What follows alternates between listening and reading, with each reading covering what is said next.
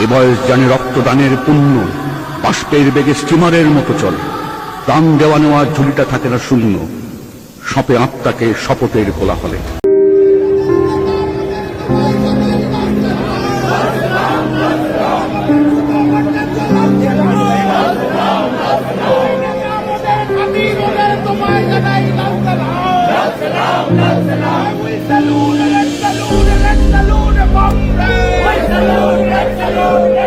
নমস্কার, আপনারা দেখছেন আমার ছোট্ট YouTube channel voice of Anirban. সঙ্গে আমি আপনাদের আপনজন অনির্বাণ চৌধুরী।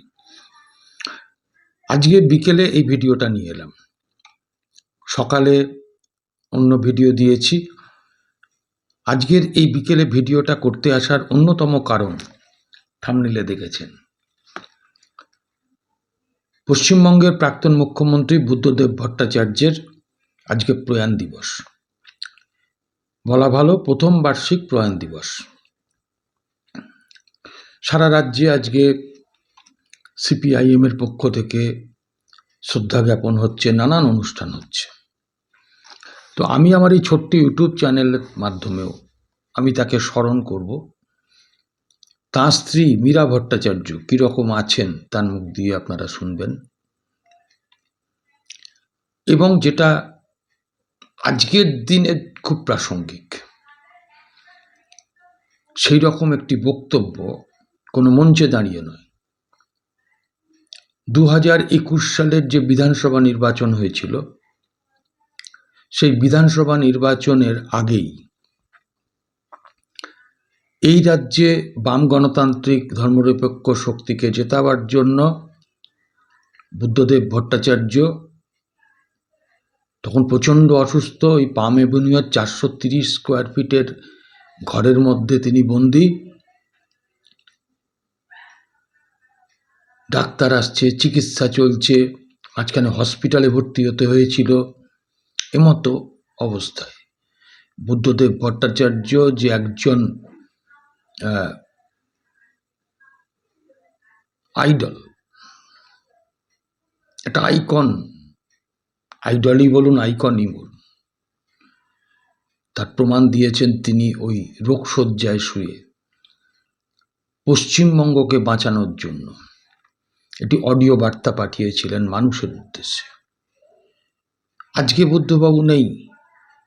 বুদ্ধদার সেই অমোঘ যে কণ্ঠ, তার অমোঘ বক্তব্য, সেটা কিন্তু রয়ে গেছে, আর সেইটাই আপনাদেরকে আমি শোনাব। কত মর্মস্পর্শী শুনবেন, যেটা এই মুহূর্তে দাঁড়িয়ে 2021-এ মানুষ উপলব্ধি করেনি বুদ্ধদার কথার।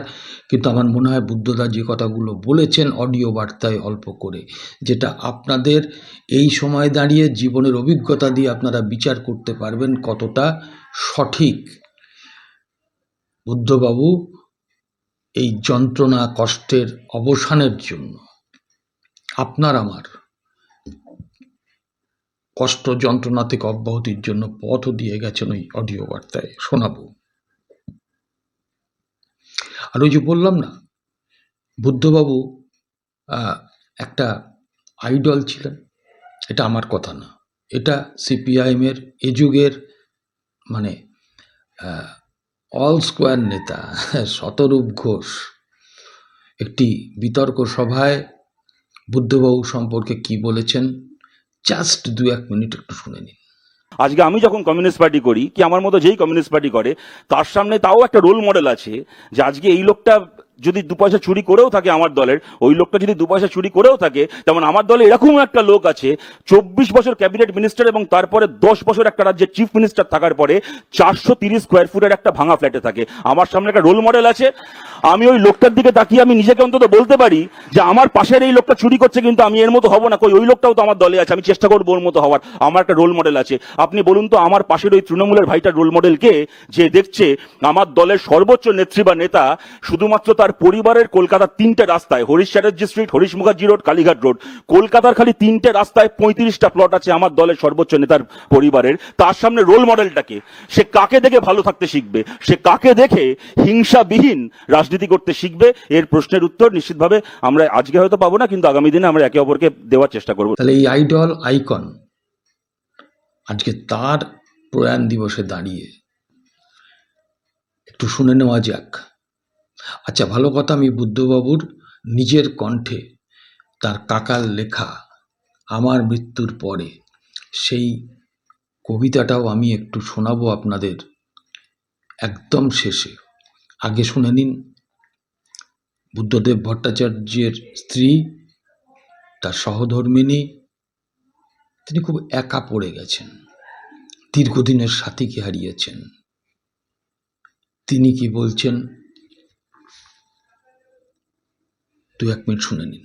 প্রতি মুহূর্তে ওনারকে সঙ্গে নিয়ে, ওনার স্মৃতিকে সঙ্গে নিয়ে, ওনাকে সঙ্গে নিয়ে চলেছে, আর প্রতি মুহূর্তেই কষ্ট পাই। সত্যিই তো কষ্টে আছেন। কেউ ভালো থাকতে পারে? শুধু তো স্বামী ছিলেন না বুদ্ধদেব ভট্টাচার্য, তিনি ছিলেন একজন সহযোদ্ধা, একজন কমরেড। আর বুদ্ধদেব ভট্টাচার্যের মতন কমরেডকে হারিয়ে শুধু মীরা দেবী না, সারা পশ্চিমবঙ্গের মানুষ এখনও তার চোখের কোণাটা চিকচিক করে ওঠে বুদ্ধবাবুর কথা শুনলে। এইবারে আমি যেটা শোনাবো, পরপর দুটো জিনিস। আগে শুনুন 21 সালের বিধানসভা নির্বাচনের আগে কি ভয়ঙ্কর কথা বুদ্ধবাবু বলেছিলেন, যার প্রত্যেকটা বর্ণে বর্ণে ঠিক। শুনুন সেই বক্তব্যটা, অডিও বার্তা, অল্প সময়। নমস্কার।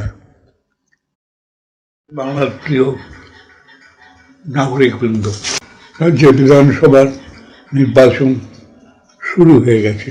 আমরা সকলেই বুঝতে পারছি এ রাজ্যের রাজনীতিতে এ এক সন্ধিক্ষণ। বিগত বামফ্রন্টের আমলে আমরা স্লোগান দিয়ে বলেছিলাম কৃষি আমাদের ভিত্তি, শিল্প আমাদের ভবিষ্যৎ, এবং সেই চিন্তাধারায় নিয়েই আমরা এগিয়েছি। কৃষিতে যেমন সাফল্য এসেছিল, তেমনি শিল্পের প্রসার ঘটতে শুরু করেছিল। বামফ্রন্ট অপসারিত হওয়ার পর তৃণমূলের সরকার রাজ্য জুড়ে এক ভয়াবহ পরিস্থিতির সৃষ্টি করেছে। সমস্ত বিচারেই রাজ্যের অর্থনীতি টেনে বেড়েছে বিপর্যয়, হতাশা, কৃষিতে সংকট, কৃষকের সংকট, কৃষিজাত দ্রব্যের দাম আকাশ ছোঁয়া হয়েছে। অন্যদিকে এ রাজ্যের শিল্পায়ন সম্পূর্ণ স্তব্ধ হয়ে গেছে। গত 10 বছরে উল্লেখযোগ্য একটি শিল্পও আসেনি। তৃণমূল নন্দীগ্রামে এখন শ্মশানের নীরবতা। শিক্ষায় নৈরাজ্য, স্বাস্থ্য ব্যবস্থা ভেঙে পড়ছে, নাগরিক জীবনের চাহিদাগুলি অবহেলিত, সামাজিক জীবনে গণতন্ত্র আক্রান্ত হচ্ছে। স্বৈরাচারী শাসক দল, তাদের কর্মী বাহিনী এবং সমাজ বিরোধীরা একজোট হয়েছে। মহিলাদের নিরাপত্তা ভয়ঙ্করভাবে বিঘ্নিত। এই পরিস্থিতি চলতে পারে না। বিশেষত যুব সম্প্রদায়, যারা দেশের ভবিষ্যৎ, তারা এখন আশাহীন, উদ্যোগহীন, হতাশায় জড়িয়ে পড়ছে। রাজ্য ছাড়ছে অনেক যুবক, দেশের অন্যান্য জায়গায় গিয়ে চাকরির সন্ধানে ঘুরে বাঁচার চেষ্টা করছে। একদিকে এই তৃণমূলের স্বৈরতান্ত্রিক নৈরাজ্য, অপরদিকে বিজেপির আগ্রাসন রাজ্যে যেমন বিপদের পরিবেশ তৈরি করেছে, তেমনি এনে দিয়েছে এক সম্ভাবনা। বামফ্রন্ট, কংগ্রেস এবং ধর্মনিরপেক্ষ একটি দল, তারা একটি যৌথ মঞ্চ তৈরি করেছে এই নির্বাচনে সংগ্রাম করবার জন্য। রাজ্যে যুব সমাজ, তারা এই সংগ্রামের সামনে সারি রয়েছে। তারা চায় শিল্প, তারা চায় শিক্ষা, তারা চায় সমাজের উন্নত মূল্যবোধ। নির্বাচনের মধ্যে দিয়ে গণতান্ত্রিক ধর্মনিরপেক্ষ শক্তির জয় হলে নতুন সরকার তৈরি হবে, যারা বিপদগ্রস্ত গণতন্ত্রকে রক্ষা করবে, রাজ্যে সাম্প্রদায়িক সম্প্রীতিকে এগিয়ে নিয়ে যাবে এবং সাধারণ মানুষ, শ্রমিক, কৃষক, মেহনতি মানুষের জীবন জীবিকার দাবিগুলি সম্পর্কে সতর্ক থেকে কাজ করবে। আমার আবেদন সকলের কাছে, পশ্চিমবাংলাকে বিপদ থেকে রক্ষা করুন, গণতান্ত্রিক ধর্মনিরপেক্ষ সরকার তৈরি করে পশ্চিমবঙ্গে নতুন ইতিহাস তৈরি করুন। ধন্যবাদ। আপনাদের বক্তব্য আপনারা কমেন্ট সেকশানে লিখবেন। ভিডিওটা ভালো লাগলে একটু শেয়ার করবেন, আর চ্যানেলটাকে ভালো লাগলে একটু সাবস্ক্রাইব করে পাশের বেল আইকনটাকে টিপে দেবেন, যাতে আমার সমস্ত ভিডিওর আপডেট আপনি সবার প্রথমে পান। আবার দেখা হবে পরবর্তী এপিসোডে। নমস্কার।